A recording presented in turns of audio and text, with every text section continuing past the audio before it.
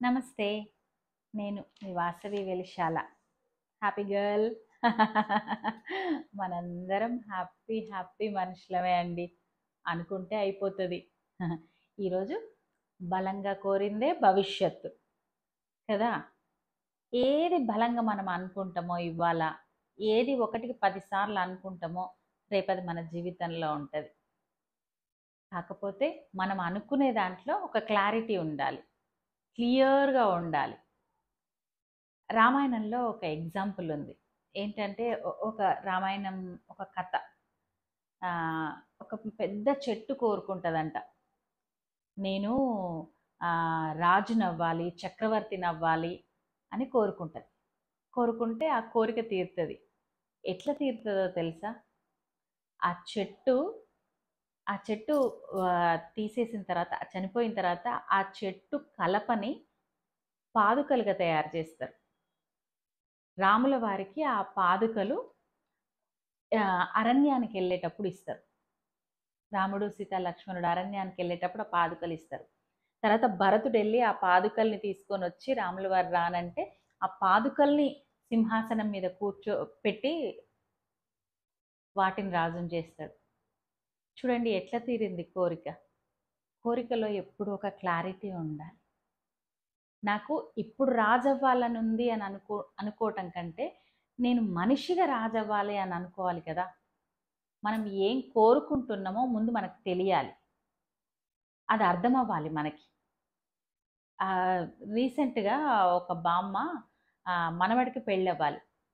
So, ఆమెకు ఒక కొడుకు, బిడ్డ ఉన్నారు. ఆమె ఏంటి బిడ్డ కొడుక్కి పెళ్ళవ్వాలి. రోజు వెళ్ళటం గుడికి, దీపం పెట్టటం, నా మనవడికి పెళ్ళవ్వాలి, నా మనవడికి పెళ్ళవ్వాలని రోజు పాపము చాలా శ్రద్ధగా వేడుకుంది భగవంతుని.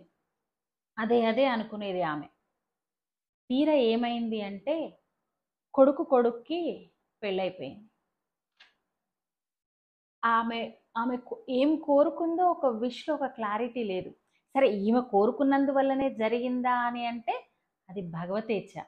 కానీ ఈమె ఆ కోరిక తీరటంలో ఈమె వంతు కూడా ప్రయత్నం ఉంది. ఈమె ప్రార్థనా ప్రయత్నం గూడా ఉంది.